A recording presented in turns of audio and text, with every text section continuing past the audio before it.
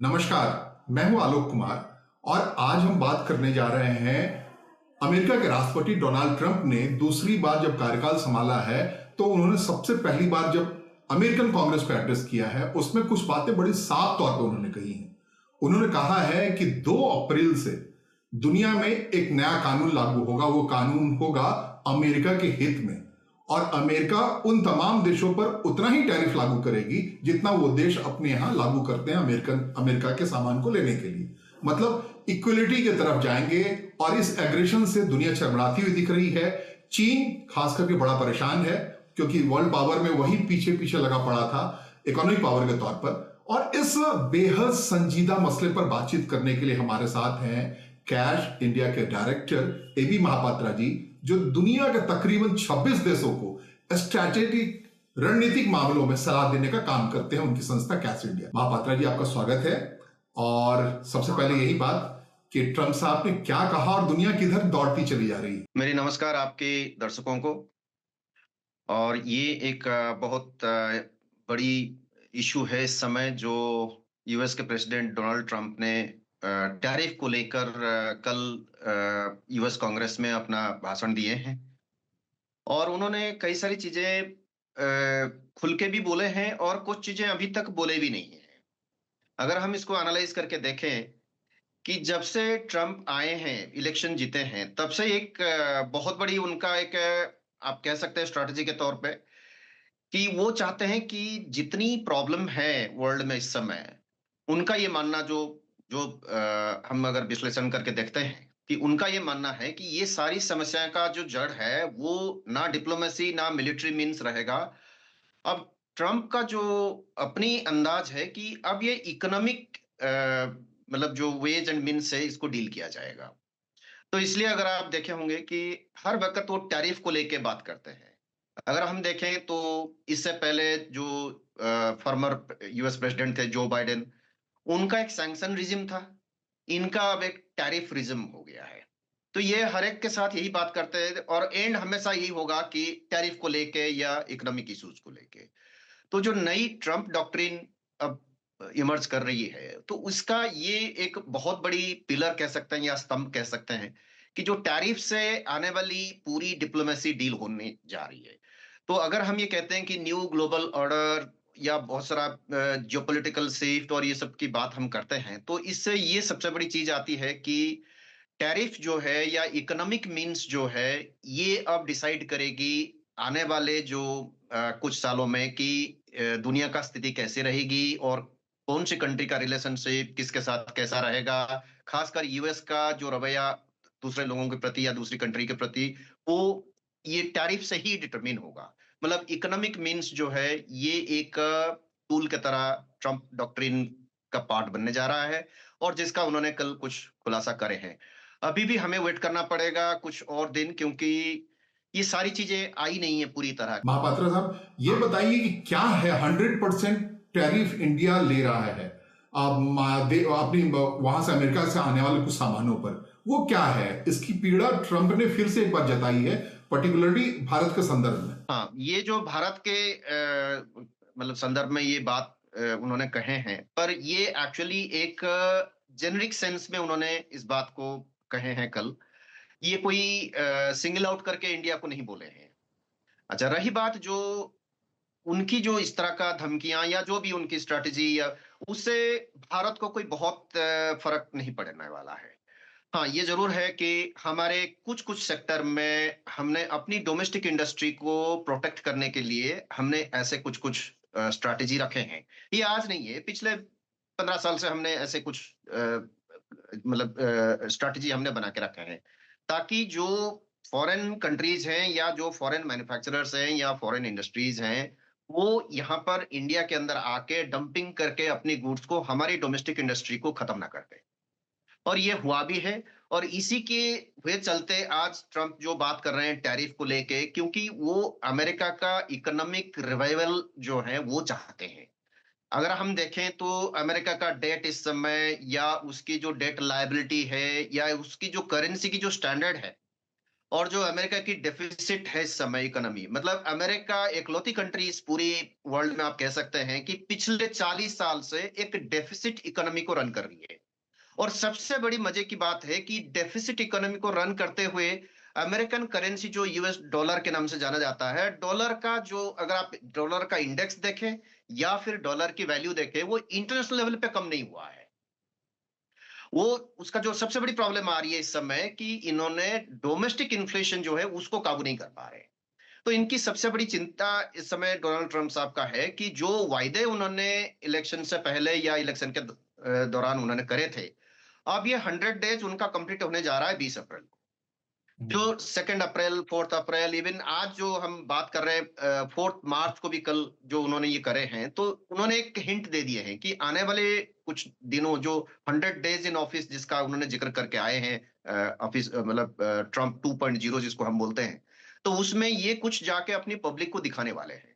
तो इसलिए वो बहुत ज्यादा इसकी चर्चा कर रहे हैं और पब्लिकली इसकी डिस्कशन कर रहे हैं। और वो कह सकते हैं कि कई कंट्रीज ये भी कह रहे हैं कि धमकियां और जो भी सब लोगों को दे रहे हैं, ताकि उनका ये है कि जो यूएस इकोनॉमी है वो किसी तरह स्ट्रेंथन हो, और ये अपनी जो डोमेस्टिक ऑडियंस है, जिनके मतलब जिनके वोट के बलबूते पे ये दोबारा पावर में आए हैं, तो उनको ये दिखा सकें कि जो उन्होंने कहे थे वो कर रहे हैं, या आने वाले टाइम में उसको पूरा कर पाएंगे। महावता साहब बता रहे हैं कि ये जो यूएस इकोनॉमी है वो डिफिसिट चल रही है काफी 40 सालों से, आप बता रहे हैं, और लगातार फिर भी अच्छा कर रही है जैसा भी कर रही है। लेकिन उन सब से ये ट्रंप साहब ने एक बात कही है कि वो क्रिप्टो करेंसी को रिकॉग्निशन देने वाले हैं, और इससे क्या हुआ है कि इकोनॉमिक मार्केट में, बैंकिंग सेक्टर है, बाकी तमाम चीजों में एक सन्नाटा सा है कि वहां जो रेगुलर करेंसी है उसमें बात हो रही थी, उससे सब कुछ हो रहा था। और क्रिप्टो करेंसी की अगर नया इंट्रोडक्शन होगा तो उससे पूरे वर्ल्ड इकोनॉमी को एक बड़ा धक्का लगेगा, ऐसा ऐसा लोग कह रहे हैं। क्या इसमें सच्चाई है? हाँ, इसमें कुछ सच्चाई जरूर है। और इसमें एक्चुअली अगर आप एनालाइज करके देखें तो सरप्राइज एलिमेंट तो बहुत कम है, क्योंकि ये आज नहीं है। 2020 से ट्रंप जब मतलब इलेक्शन हार गए थे, उसके बाद से ये क्रिप्टो करेंसी की बात करते आ रहे हैं। और ये जब इनके यूएस इलेक्शन की कैंपेन चल रही थी, तो उस समय भी उन्होंने मोर देन 5 टाइम्स उन्होंने इस क्रिप्टो करेंसी का जिक्र भी किए थे। और ये एक फ्यूचर ट्रेडिंग करेंसी के रूप में ये उभरने वाला है अगर वो पावर में आते हैं, उसका उन्होंने काफी कुछ डिस्कशन भी कर चुके हैं। तो इसलिए कोई बहुत बड़ी सरप्राइज एलिमेंट नहीं है। और दूसरी चीज है कि क्रिप्टो करेंसी जो है एक्चुअली इन फ्यूचर वो बहुत बड़ी एक ट्रेडिंग करेंसी के तौर पे मेरे हिसाब से उभरने वाला है। मुझे ये नहीं लगता है कि बहुत जल्दी वो कोई रिजर्व करेंसी में बदल जाएगा, क्योंकि रिजर्व करेंसी के लिए आपके अंदर वो पेशेंस होनी चाहिए और उसकी क्रेडिबिलिटी होनी चाहिए। अगर हम एनालाइज करके देखें क्रिप्टो करेंसी का इमरजेंसी और उसका जो ट्रैक रिकॉर्ड पिछले 3 साल का, तो कोई बहुत इंप्रेसिव नहीं है। हाँ, लेकिन जब अमेरिका के प्रेसिडेंट इस बात का जिक्र करते हैं, उसके रिकॉग्निशन की बात करते हैं, तो जो 3 साल से अच्छा नहीं कर पा रहा है, अचानक से खबर आ रही है कि 60% ग्रोथ हो गया उसका मार्केट में। हाँ, ये आपको देखना होगा कि जो मार्केट कभी भी रिएक्ट करती है, मार्केट कभी रैशनल या लॉजिक के ऊपर रिएक्ट नहीं करती है, वो सेंटिमेंट को लेके अधिकतर रिएक्ट करती है। तो ये डोनाल्ड ट्रंप साहब ने कहे थे, ये सितंबर की बात है, तब वो इलेक्शन उन्होंने जीते नहीं थे, इलेक्शन की प्रोसेस तैयारी हो रही थी उस समय, कि अगर वो पावर में आते हैं तो यूनाइटेड स्टेट्स जो है वर्ल्ड का क्रिप्टो ट्रेडिंग एक्सचेंज बनेगी। ये उन्होंने वायदा किए थे, जिसका जिक्र उन्होंने कल करे हैं। पर उसमें एक बहुत बड़ी क्यों ये जा रहे हैं, उसका रीजन ये है कि जो यूएस डॉलर है उसका value actually in real sense जो है वो कम होता जा रहा है।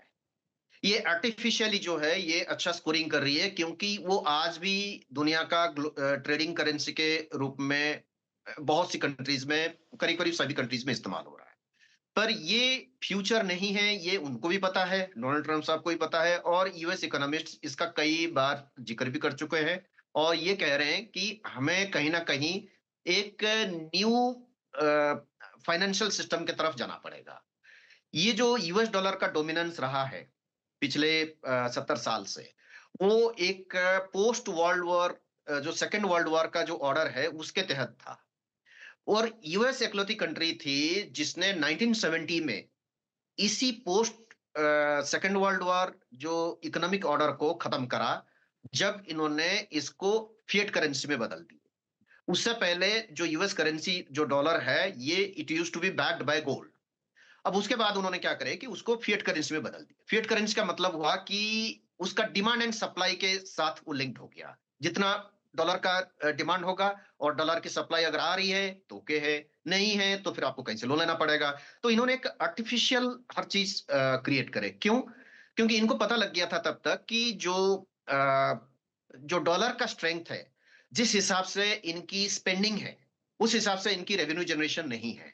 तो इन्होंने फिएट करेंसी में जाने का एक इनका जो स्ट्रेटेजी थी, वो सोची समझी थी, पर वो टेम्पररी थी उस समय।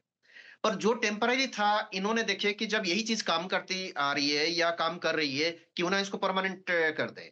तो इसलिए जितनी प्रेसिडेंट्स आए हैं, आप समझ लीजिए 1980 के बाद से जितनी यूएस प्रेसिडेंट्स आए हैं, उनको भी ये प्रॉब्लम्स बताया गया था कि 1970 का जो फिएट करेंसी का जो कन्वर्ट करने का जो इनका डिसीजन था, मतलब ब्रेटन वुड का जो इन्होंने जिस सिस्टम से बाहर के इन्होंने मतलब बाहर हो गए और नई सिस्टम में आ गए थे, और जिसमें सबसे बड़ी रोल सऊदी अरेबिया ने प्ले किया था कि जो उसकी एनर्जी इकोनॉमी जो है पूरी डॉलर में ही सारा कुछ एनर्जी ट्रेडिंग होगी, और जिसकी वजह से ये डॉलर का जो वैल्यू है ऊपर गई थी, वो आर्टिफिशियल ढंग से इन्होंने करे थे।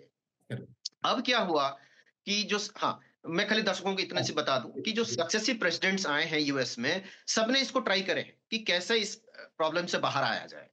पर ऐसा हुआ कि हर एक ने यही सोचा कि जैसे 4 साल के टर्म है, तो हम हर एक ने यही सोचा कि यार मेरा 4 साल किसी तरह निकल जाए और बाद में देखी जाएगी।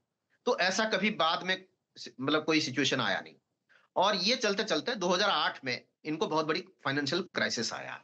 उसके बाद ये इनको कहीं ना कहीं लगने लगा कि जो डॉलर का वैल्यू है वो इन रियलिटी नीचे जा रही है, बट आर्टिफिशियली उसको इन्होंने स्टेबल रखे हैं या ऊपर रख रहे हैं। अब ये सिचुएशन आ गया है कि आप अब डॉलर को आप नहीं रख सकते जिस वैल्यू में आपने उसको प्लेस करके रखे हैं आर्टिफिशियली। तो बिफोर ये पूरी तरह ये डॉलर क्रॉस कर जाए या यूएस इकोनॉमी क्रॉस कर जाए, तो ये अब डोनाल्ड ट्रंप साहब जो कर रहे हैं, ये एक्चुअली यूएस इकोनॉमिक रिवाइवल का एक बहुत बड़ा प्रोसेस को इनिशिएट करने जा रहे हैं। महापात्रा साहब, ये बताइए, इसी में पहलू में हाल के दिनों में जैसे ब्रिक्स की मीटिंग हो रही थी या पेट्रो डॉलर्स के तौर पर उसको रिप्लेस करने की बात हो रही थी, रूस से जो भारत का जो तेल का रिश्ता था उसमें रुपये में पैसे देने की बात हो रही थी, तो रिप्लेसमेंट ऑफ डॉलर्स चल रहा था अलग अलग कंट्रीज के अंदर में। उसको भी, उस आहट से भी यूएस परेशान है या ट्रंप साहब का जो रिएक्शन है उसकी वजह से भी खतरनाक है? ये काफी हद तक ये जो ब्रिक्स का जो एक यूनिफाइड इकोनॉमिक स्ट्रक्चर बन रहा है, और उसमें सबसे पहले तो 4 कंट्रीज थे, 4 से फिर 5 हुए, 5 से अब जो है 13 तक आ गए हैं। अब आने वाले टाइम में सुनने में आ रहा है कि 41 तक भी जा सकती है। ये बहुत बड़ी उनके लिए चिंता की विषय है कि अगर ये ब्रिक्स कंट्रीज, और आज की तारीख में बाय द वे जो यूएस लेड इकोनॉमिक ऑर्डर है उसमें G7 आती है, तो ये G7 कंट्रीज की जितनी टोटल आउटपुट है उसका करीब 1.5 गुना इस समय ब्रिक्स कंट्रीज का है। और अगर और ज्यादा कंट्रीज आ जाते हैं तो it will be more than triple. जो यूएस इकोनॉमी की जो स्ट्रेंथ है, इनको कहीं ना कहीं यूएस इकोनॉमिस्ट्स को और उनके जो एक्सपर्ट्स हैं उनको ये भनक लग चुका है कि ये ज्यादा दिन चलने वाला नहीं है, क्योंकि ये आर्टिफिशियली एक्चुअली इसको ड्रिवन किया जा रहा है, और इसका वो स्ट्रेंथ नहीं है जो एक टाइम पे हुआ करती थी। तो इससे ये बहुत परेशान है। और ब्रिक्स जो है वो एक्चुअली बहुत क्रेडिबल ऑर्गेनाइजेशन बन सकती है फ्यूचर में। तो ये सबसे पहले अगर आपको याद होगा कि जैसे ही ये इलेक्शन जीते थे, सबसे पहले उन्होंने ये अनाउंस कर दिए थे कि मैं 100% टैरिफ लगाऊंगा ब्रिक्स कंट्रीज के खिलाफ अगर वो डी डॉलराइजेशन में जा रहे हैं। एक्चुअली जो डी डॉलराइजेशन है वो कोई और कंट्री नहीं करने वाला है। एक्चुअली डी डॉलराइजेशन खुद यूएस ही करेगा। ओके। और जो ये क्रिप्टो जो है एक तरह का डी डॉलराइजेशन का प्रोसेस है। तो जैसे डी डॉलराइजेशन का कई सारे मीन्स है। अभी बहुत सारे कंट्रीज जो है गोल्ड में चले गए हैं ऑलरेडी, डोनाल्ड ट्रंप साहब के इलेक्शन जीतने से पहले। Even India, China, Russia, even European countries, ये लोग अब एक डी डॉलराइजेशन जो है वो 2 तरीके से हो रही है। एक क्रिप्टो के थ्रू हो रही है, जो आप आजकल जिसकी जिक्र उन्होंने कल यूएस कांग्रेस में करे हैं, और एक गोल्ड से हो रहा है। गोल्ड से जो हो रहा है इसलिए हो रहा है कि कल को कोई बड़ी क्राइसिस आता ही है, मतलब दुनिया में, तो ये कैसे बाकी कंट्रीज अपनी रिजर्व को मेंटेन करेंगे। तो ये लोग सबसे पहले डाइवर्सिफाई कर रहे हैं कि जो पहले कंट्रीज जो है, ऐसा कम से कम 27 कंट्रीज है दुनिया में इस समय जो टोटली यूएस करेंसी को अपना रिजर्व करेंसी के तौर पे चला रहे हैं।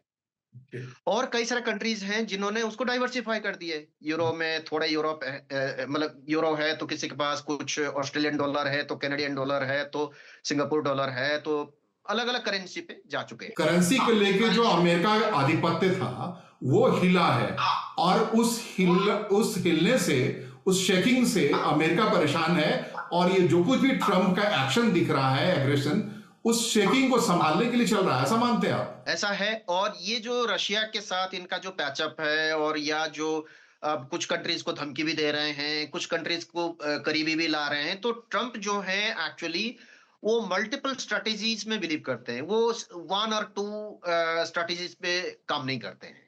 वो एक साथ अलग अलग स्ट्रेटेजी को अपनाते हैं, और जिसका नाम अब कुछ दिनों में आपको सुनने में आएगा, ट्रम्प डॉक्ट्रिन के नाम पे। तो ये उभरने वाला है। और ये जो करेंसी वॉर है वो सबसे बड़ी वॉर की तरह अभी चलेगा कुछ दिन, उसके बाद ये इसी को एक टूल की तरह यूज करने वाले हैं। महापात्रा जी, ये बताइए कि जो सबसे शार्प रिएक्शन आया है अभी अमेरिकन एड्रेस के बाद और इस टैरिफ रिजिंग के खिलाफ, वो चीन ने अमेरिका के खिलाफ कहा है। शी जिनपिंग ने साफ तौर पे कहा है कि अब वार तो वार सही। जिस मसले पर अमेरिका कह रहा है कि मैं चाइनीज प्रोडक्ट पे 10% टैरिफ लगाऊंगा, वो कह रहे हैं मैं 15% लगा दूंगा। और इस नए कॉन्फ़िगरेशन के खिलाफ जो कोशिश कर रहे हैं ट्रंप, बगावती सुर सबसे ज्यादा चीन की तरफ से उभरा है, जो वास्तव में उभरेगा क्योंकि सेकंड है वो वर्ल्ड ऑर्डर में, अभी इकोनॉमिक वर्ल्ड ऑर्डर में। तो क्या कहीं से दुनिया थर्ड वर्ल्ड वार की तरफ धक्का लेती हुई है, उधर बढ़ती हुई दिख रही है आपको इसकी वजह से? नहीं, मुझे ऐसा नहीं लगता है, क्योंकि सबसे पहली बात है कि ना चाइना इस समय वॉर करने की स्थिति में है, ना ट्रंप कोई वॉर करने की स्थिति में है। एक्चुअली दोनों की इकोनॉमी जो है बहुत लार्ज इकोनॉमी जरूर है, और उसमें बहुत सारी इंटरडिपेंडेंसीज भी हैं। जो डोनाल्ड ट्रंप साहब इस समय मतलब कह रहे हैं कि मैं टैरिफ लगा दूंगा चाइनीज प्रोडक्ट्स पे, या कुछ और कंट्रीज के अगेंस्ट में टैरिफ लगा दूंगा, वो इतना आसान नहीं होगा। क्योंकि जिस चीज का मतलब अमेरिकन लोगों को आदी पड़ चुकी है, तो वो एकदम से अमेरिका उसको अगर टैरिफ लगा देता है तो वो टैरिफ एक्चुअली अमेरिकन लोगों को ही पे करना पड़ेगा। मैं एक उदाहरण देता हूं आपको। अगर $10 की कोई चाइनीज प्रोडक्ट थी और आपने उस पर टैरिफ लगा दिए, वो $12 की हो गया, तो वो $12 अमेरिकन लोग ही देंगे। इट्स अल्टीमेटली जो है ट्रम्प जो है उनको ठीक है, उनको भी अपनी समझ है, पर कहीं ना कहीं शॉर्ट टू मीडियम टर्म में वो यूएस इकोनॉमी या यूएस लोगों को ही इसका पेमेंट करना पड़ेगा। वो जो सोच के बैठे हुए हैं कि मतलब एकदम से चाइना हिल जाएगा, ऐसा नहीं है। चाइना इस चीज को पूरी तरह जानती है कि ट्रम्प जैसे ही अपना कार्यकाल शुरू करेंगे, वो वही 2018 की जो उन्होंने ट्रेड वॉर पहली बार उन्होंने स्टार्ट किए थे चाइना के अगेंस्ट, वही रिपीट होनी है। चाइना को ये पता है, और चाइना ने ऑलरेडी अपनी मार्केट डाइवर्सिफाई कर चुकी है। पर एक प्रॉब्लम है चाइना के साथ कि क्योंकि इसकी इकोनॉमी जो है आप ये कह सकते हैं कि 67% जो चाइनीज इकोनॉमी है वो एक्सपोर्ट ड्रिवन इकोनॉमी है। उसका जो डिपेंडेंस है एक्सपोर्ट को लेके वो बहुत ज्यादा है। तो इस वजह से चाइना को ये सबसे ज्यादा हर्ट करेगा, नो डाउट अबाउट इट। पर ये नहीं कि चाइनीज इकोनॉमी कोलैप्स कर जाएगा या कुछ बहुत बड़ी कुछ हो जाएगा, ऐसा नहीं है। ऊपर से चाइना भी यूएस के ऊपर, यूएस की जो कुछ प्रोडक्ट्स हैं, तो जो चाइना आती है तो उस पे भी वो चाइना टैरिफ लगा देगा। ऐसा कुछ नहीं है कि चाइना नहीं करेगा। तो इसलिए चाइना इस समय कह रहा है कि ठीक है, अगर आप स्टार्ट करते हैं तो खत्म हम अपनी कंडीशन में करेंगे, जिसकी स्टेटमेंट चाइनीज पॉलिट ब्यूरो से ये इशू भी हो चुका है। मतलब आपको लग रहा है कि ये सिर्फ जो दिखाने के दांत हैं और होना कुछ और है, ऐसा आपके इस विश्लेषण से मुझे समझ में आ रहा है? हाँ, ये होना कुछ और है। और यूएस जिस एक्चुअली जो अगर आप ट्रम्प की पर्सनालिटी को स्टडी करे हो या जो यूएस पॉलिसीज को अगर आप देखे हो, तो वो क्या करते हैं कि सबसे पहले एक साई अप्स जिसको बोलते हैं, कि एक साइकोलॉजिकल वॉरफेयर स्टार्ट करते हैं। कि आपको सबसे पहले प्रेशर में लाने के लिए आपको ये भी कह देंगे, वो भी कह देंगे, करके दिखाने में बहुत टाइम लगता है। मैं एक और चीज इस आपके चैनल के माध्यम से आपके दर्शकों को और वैसे भी मैं एक मैसेज दे सकता हूं कि अगर अमेरिका अपनी मैन्युफैक्चरिंग कैपेबिलिटीज को मजबूत करके चाइना को डिफीट कर सकता है तो पहले क्यों नहीं करा। ओके।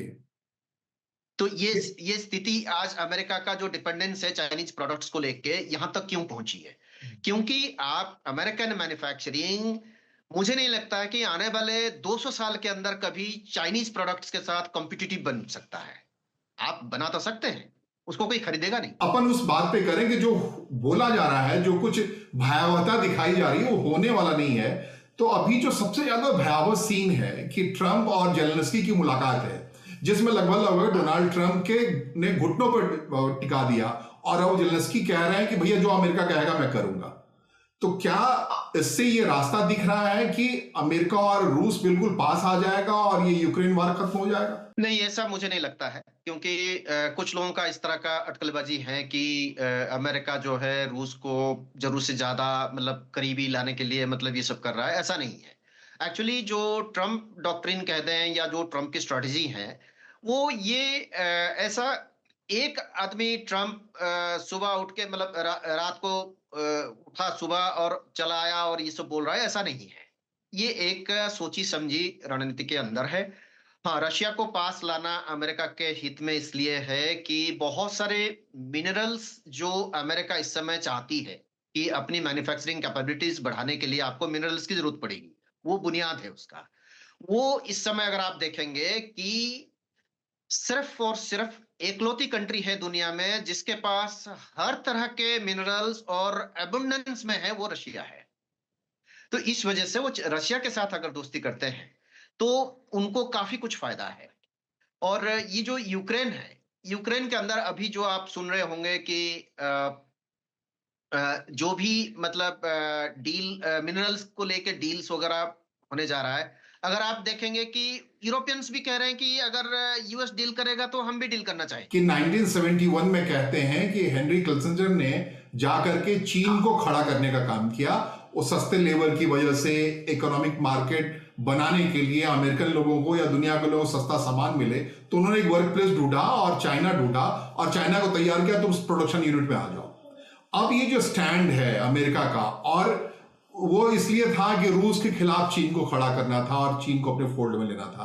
अब क्या वो उलट रहा है कि चाइना को किनारे छोड़ करके अब अमेरिका रूस की तरफ जा रहा है, ओरिजिनल उस ऑर्डर में जो 1945 में था। हाँ, उसमें एक बदलाव आ रहा है जो आपको कुछ सालों में दिख जाएगा कि जो यूएस है इस समय ये देख रहा है कि ये चाइना था जो एक्चुअली जो चाइना को करीब लेने के लिए जो हेनरी किसिंजर या रिचर्ड निक्सन पहुंचे हुए थे, वो ये था कि चाइना को एक डेमोक्रेटिक कंट्री बनाना था। जो चाइनीज कम्युनिस्ट पार्टी है उसका अगर आप ओरिजिन देखेंगे, ये यही यूनाइटेड स्टेट्स था जिसने चाइनीज कम्युनिस्ट पार्टी को ही बनाया था। जो चियांग काइसेक थे जो ताइवान के लीडर बाद में बन के उभरे, तो उनके खिलाफ लड़ना था तो इन्होंने चाइनीज कम्युनिस्ट पार्टी को खड़ा किए थे। पर चाइनीज कम्युनिस्ट पार्टी इनकी बात मानने से इनकार कर दिया, क्योंकि अगर आप माओ जेडुंग का कैरेक्टर देखेंगे तो वो इतनी नेशनलिस्ट थे कि वो किसी चीज को आइडियोलॉजी को नीचे रखते थे, चाइनीज नेशनलिज्म को ऊपर रखते थे। और ये एक टेम्पररी था जो अमेरिकन को लगा था उस समय। पर माओ ऐसा नहीं थे, उनको एक चाइनीज डोमिनेंस या चाइनीज लेड ऑर्डर दुनिया में चाहिए था। तो इनको ये जब धीरे धीरे भनक लगने लगा कि यार ये जो चाइना है जिसको हमने खड़ा किए थे वो आज हमें चैलेंज करने के लिए आ रहा है, तो अब इनको वो पॉलिसी चेंज करने पड़ेंगे। तो सबसे पहले जो इनका था कि चाइना को एक मैन्युफैक्चरिंग हब बनाना है, या जो इसी के तहत आया था वन चाइल्ड पॉलिसी जो चाइना ने अडॉप्ट किया था। क्योंकि अगर आपके चिल्ड्रन या अपनी पॉपुलेशन बहुत ज्यादा हो जाएगा और जितना आप मैन्युफैक्चर कर रहे हैं वो पता लगा कि आप सारा कुछ डोमेस्टिकली कंज्यूम करेंगे तो आप हमको क्या देंगे। तो इसलिए उनको इन्होंने ये कहे थे कि तुम वन चाइल्ड पॉलिसी में जाओ, जिसके तहत आज चाइनीज इकोनॉमी खत्म होने को आ गया है, क्योंकि अब लोग नहीं है वहां काम करने के लिए। और चाइनीज लोग जो हैं या चाइनीज सोसाइटी है वो इतना ओपन नहीं है कि अफ्रीका या मिडिल ईस्ट या इंडिया या किसी और कंट्री से लेबर लेके वहां पे मैन्युफैक्चरिंग कर पाए। तो ये यूएस का था कि चाइना को एक डेमोक्रेटिक कंट्री बनाना है। वो ये था कि अगर प्रॉस्पेरिटी आप चाइनीज लोगों के बीच में ले आते हैं या चाइनीज सोसाइटी को आप प्रॉस्पेरिटी देते हैं थ्रू मटेरियल गेन, तो आप जो है फिर चाइना को ये कह सकते हैं कि हाँ अब हम जो है इसका हम प्लग स्विच ऑन और ऑफ हम करते हैं, अब आप हमारी बात को सुनना, मतलब आपको सुनना पड़ेगा। मगर चाइना जो है इससे पहले अपने आप को डाइवर्सिफाई कर चुका है, उसका एक अपना जो ग्लोबल ऑर्डर है उसकी वो भी ला चुका है, और इससे पहले वो BRI भी ला चुका है। तो इसलिए चाइना जो है काफी इंडिपेंडेंट होता जा रहा है, और इनकी जो ऑर्बिट था उससे उसको ये चैलेंज करने लगा है। इसलिए अमेरिका के लिए कंपल्सन है कि वापस रूस के पास जाओ, और वो अमेरिका उस हिसाब से करना शुरू कर दिया है वर्ल्ड ऑर्डर को फिर से नए कॉन्फ़िगरेशन में। इसमें भारत को क्या लाभ मिलेगा? हाँ, भारत को बहुत सारा लाभ है कि जो मैन्युफैक्चरिंग को लेके चाइना आज जिसको बोलते हैं कि ग्लोबल फैक्ट्री बन गया, और उसका जो फॉरेन रिजर्व करेंसी है इस समय, इट्स मोर देन $2.3 ट्रिलियन। तो ये जो चाइना का जो इकोनॉमिक प्रॉस्पेरिटी बहुत जल्दी आया है, तो अगर भारत को भी डेवलपमेंट जिसका जिक्र प्राइम मिनिस्टर नरेंद्र मोदी कर रहे हैं, तो ये अगर करना है, आपको मैन्युफैक्चरिंग का एक बेस बनाना है, आपको कंट्री को आगे ले जाना है, तो आपको बहुत सी इन्वेस्टमेंट और टेक्नोलॉजी की जरूरत पड़ेगी। अगर जो इन्होंने चाइना को दे के चाइना का प्रॉस्पेरिटी कुछ हद तक इंश्योर कर दिए थे, तो अगर इस समय भारत को भी वही डेवलपमेंट लाना है या उस लेवल तक डेवलपमेंट को ले जाना है, तो फॉरेन कैपिटल और फॉरेन इन्वेस्टमेंट, फॉरेन टेक्नोलॉजी की आवश्यकता पड़ेगी।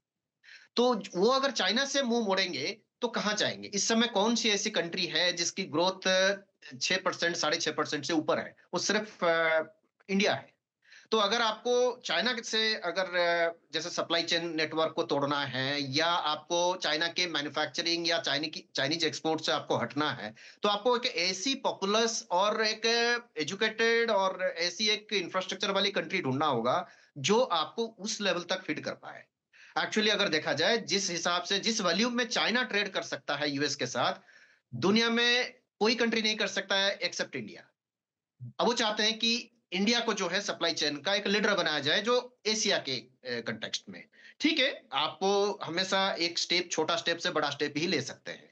तो अगर हम एशिया के कंटेक्स्ट में बन जाते हैं एक सप्लाई चेन का लीडर या एक करीब करीब लीडर, तो हमारी इंटरेस्ट में ये होगा कि आने वाले टाइम में हम इनोवेशन में जा सकते हैं, रिसर्च एंड डेवलपमेंट में जा सकते हैं, हम अपना डोमेस्टिक मार्केट को और ज्यादा स्ट्रॉन्ग कर सकते हैं, और हमारा जो जैसे करंट अकाउंट डेफिसिट है वो भी इंप्रूव कर सकता है, और हमारी जो फॉरेन करंट रिजर्व है तो वो भी इंप्रूव कर सकता है। तो ये बिल्कुल हम उसको कर सकते हैं अगर इस तरह का कोऑपरेशन मिलता है। ये फायदा के दृष्टिकोण से बताएं, और मेजर नुकसान क्या हो सकता है इस शेकन से, इस हिलने से क्या मेजर नुकसान आप देखते हैं भारत को होने वाला है? हाँ, इससे एक मेजर बहुत बड़ी नुकसान ये होगी कि जो चीन है, चीन की एक बहुत बड़ी हमेशा ये रहा है कि अगर मुझे कोई एशिया के अंदर चैलेंज कर सकता है वो सिर्फ भारत है। और जैसे ही वो जो कंपनीज या जो इन्वेस्टमेंट कल तक चाइना में था वो वहां से हटके इंडिया आएगा, तो एक जेलसी का एक फीलिंग चाइना के अंदर आएगा, और वो आपकी इंटरनल सिक्योरिटी या इंटरनल इंस्टेबिलिटी में काफी हद तक कुछ ना कुछ करने की कोशिश करेगा, और ऐसे ही काम उसने पहले भी कर चुका है। भारत और चाइना का ही सबसे बड़ा है, दोनों देश ही सबसे लंबा जो इंटरनेशनल बॉर्डर है जो 3000 किलोमीटर का है, उससे ज्यादा है, वो तो भारत और चीन के बीच ही है। तो ये आपको लग रहा है कि वो बॉर्डर इशू या आंतरिक इशू में भारत को एक नुकसान हो सकता है? देखिए, बॉर्डर इशू को वो बहुत ज्यादा इस समय नहीं करेगा, वो हाँ ये करेगा पर इस समय नहीं करेगा, वो आपके इंटरनल इश्यूज में आएगा। क्योंकि जैसे मैं एक आपको एक एग्जांपल दूंगा जो आपके दर्शकों के लिए काफी कुछ समझने के लिए ठीक रहेगा कि 3 साल पहले एक माइक्रोसॉफ्ट का एक फैक्ट्री इंडिया में, मतलब उसका एक एस्टेब्लिशमेंट चल रहा था।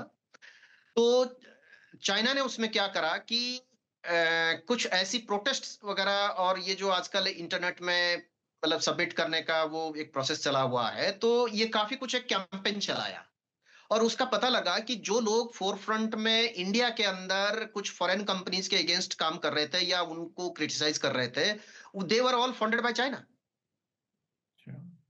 और ऐसे भी है कि सेमीकंडक्टर की फैक्ट्री तमिलनाडु में एक जगह लगना था, तो और जब वो काम शुरू हुआ, जब वो प्रोटेस्ट वगैरह हुआ था, तो प्रोटेस्ट को जो प्रोटेस्ट के लीडर्स थे वो सारे कम्युनिस्ट पार्टी ऑफ इंडिया के जो मार्क्सिस्ट जो सीपीआईएम बोलते हैं, उनके जो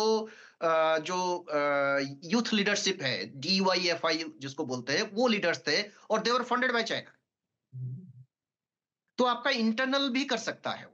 कई सारे जगहों में प्रोटेस्ट भी करा सकता है, इंटरनेट के थ्रू कई सारे मतलब नेगेटिव कैंपेन भी फॉरेन इन्वेस्टर्स को, फॉरेन कंपनीज को लेकर करा सकती है। मतलब वो चाइना के पास बहुत सारे टूल्स हैं। अभी वहां पे चीन में वो कम्युनिस्ट पार्टी का कांग्रेस हो रहा है जो मार्च में होता है, और अभी जो चर्निंग है, चीन हमेशा परेशान सा है, उसको वर्ल्ड पावर में नंबर 1 होना है, लेकिन अचानक से ट्रंप ने एक चुनौती पेश कर दी है। तो क्या इसी मौजूदा स्वरूप में चीन बचेगा, क्योंकि उसको एक कम्युनिस्ट पार्टी को अपने आर्थिक हित को सेव करना है, और आर्थिक हित को सेव करने में कई मामले में जो कम्युनिज्म है वो नुकसान में होता है। तो क्या उसको आंतरिक तौर पर कोई परेशानी होने वाली है? हाँ, ये चाइना में बहुत बड़ी एक इकोनॉमिक प्रॉब्लम आने वाली है कि अभी तो खैर आ चुकी है काफी हद तक, पर ये उतना बड़ा नहीं है कि एक सुनामी की तरह बदल जाए। पर हाँ, बिट्स एंड पीसेस में काफी सारी सेक्टर्स में ऑलरेडी आ चुकी है। जैसे कि इनकी रियल एस्टेट के जो सेक्टर है, जो 26% की चाइनीज टोटल रेवेन्यू जनरेशन में मदद करती थी कल तक, वो सेक्टर ये कह दें कि 7% में रह चुका है, और लोग कह रहे हैं कि 7% से ये 3.5% तक आ जाएगी बाय एंड ऑफ 2025। तो अगर ये ऐसा चलता है, जो इतना बड़ा एक सेक्टर कंट्रीब्यूट करती थी आपकी इकोनॉमी जनरेशन में, अगर वो बैठ जाए, और वो रियल एस्टेट एक ऐसी सेक्टर है जो हर तरह की सब सेक्टर्स को और बहुत सारी मतलब एम्प्लॉयमेंट अपॉर्चुनिटीज को क्रिएट करती है, खाली रेवेन्यू नहीं, कई और सारे भी कंट्रीब्यूशंस उसके होती है। अगर वो बैठ जाती है या उसमें कुछ बहुत बड़ा चेंजेस आ जाता है, तो आप अपनी पॉपुलेशन को मतलब अनएम्प्लॉयमेंट और बहुत तरह तरह की जो परेशानियां हैं उससे आप निकाल नहीं सकते। तो ये तो एक बहुत बड़ी प्रॉब्लम आने वाली है। और अगर फॉरेन इन्वेस्टमेंट जो चाइना का एक बहुत बड़ी कल तक मतलब एक टूल था, वो भी पिछले 2 साल से काफी नीचे जा रहा है।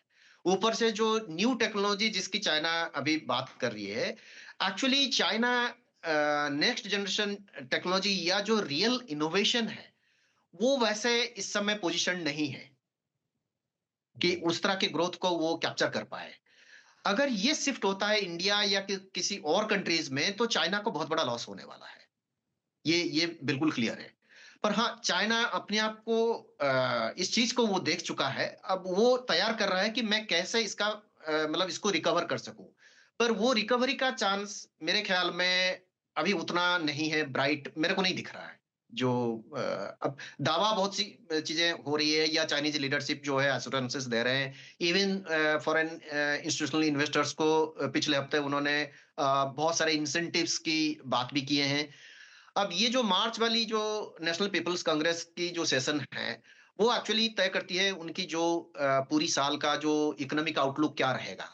पर उसमें भी अगर आप देखें तो कोई बहुत सारी बातें नहीं हो रही है, ना कोई ग्रोथ की पर्सपेक्टिव मतलब ऐसे में दिया जा रहा है, ना कि कोई दावा पेश किया जा रहा है। वो खाली ये कह रहे हैं कि हम सरवाइव कर लेंगे और हम हर चैलेंज से उभर के ऊपर आ जाएंगे। इस तरह के पॉलिटिकल स्टेटमेंट से काम नहीं होता है। आपको अगर कोई चीज करना है, किसी को अट्रैक्ट करना है, तो आपको उसको रियल जिसको ठोस बोलते हैं, आपको कुछ ऐसा इंसेंटिव देना होगा, और आपको ऐसे एश्योरेंसेस देने होंगे जिसको वो खुद रीड कर पाए।